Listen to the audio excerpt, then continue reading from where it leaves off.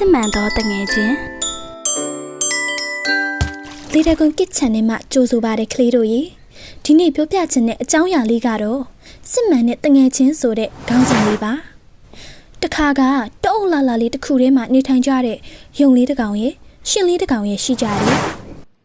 ဟေးကမောင်ဒီမယုံလေးမင်းဘာတွေလုပ်နေရလဲမောင်လေးရှင်ငါ့အိမ်ကိုပန်းနေနဲ့အလှဆင်းနေတာကွာအေးဆက်လို့ငါတော့အခုမှသီးတွေကိုဆက်ပြီးတော့ဆွတ်ဆောင်လိုက်အောင်မယ်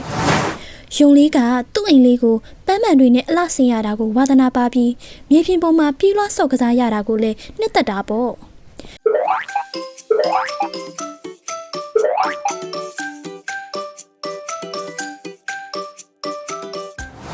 ရှင်လေးကတော့အခုမှသီးတွေစုဆောင်းရတာကိုဝါသနာပါပြီးအမြဲလိုတစ်ပင်တွေပေါ်မှာခုံပေါက်ပြီးဆော့နေတတ်ပါတယ်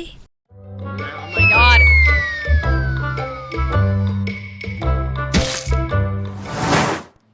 ယုံလေးငါဒီတော့အုပ်ရဲ့တောင်ဘက်မနီးမဝဲမှာမုံလာဦးတွေပေါက်နေတဲ့နေရာကိုတွေ့ခဲ့တယ်ဟေးဟာလားကြားရတာဝမ်းသာစရာပဲငါသွားကြည့်လိုက်အောင်မယ်ကွာကျေးဇူးပဲရှင်နေမြေပြင်ပေါ်မှာနေတဲ့ယုံကလေးနဲ့တစ်ပင်ပေါ်မှာနေတဲ့ရှင်လေးတို့ကနေတဲ့နေရာတွေနဲ့လုတ်တဲ့ဝါသနာချင်းမတူကြပါမယ်တယောက်ကိုတယောက်ဖိမတတ်ကြတဲ့တငယ်ချင်းကောင်းလေးတွေပါတနေ့တော့သူတို့နေထိုင်တဲ့တစ်တော်တဲကိုလူတစ်ယောက်ရောက်လာခဲ့တယ်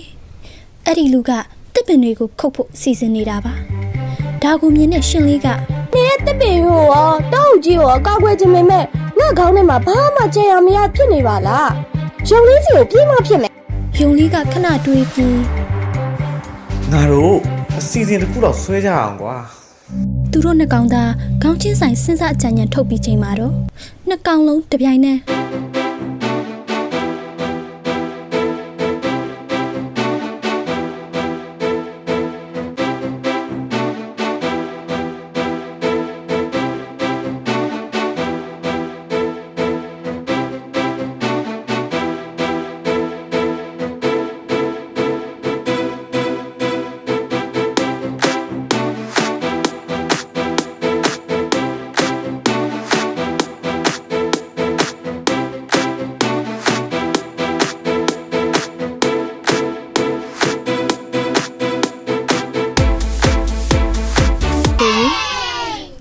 ဒီဇလန်လေးကနေကလေးတို့သဘောပေါက်နိုင်တဲ့အကြောင်းအရာလေးကတော့စစ်မှန်တဲ့တငယ်ချင်းတွေနဲ့အခက်အခဲတွေကိုတူတူရင်ဆိုင်ကြတဲ့အခါ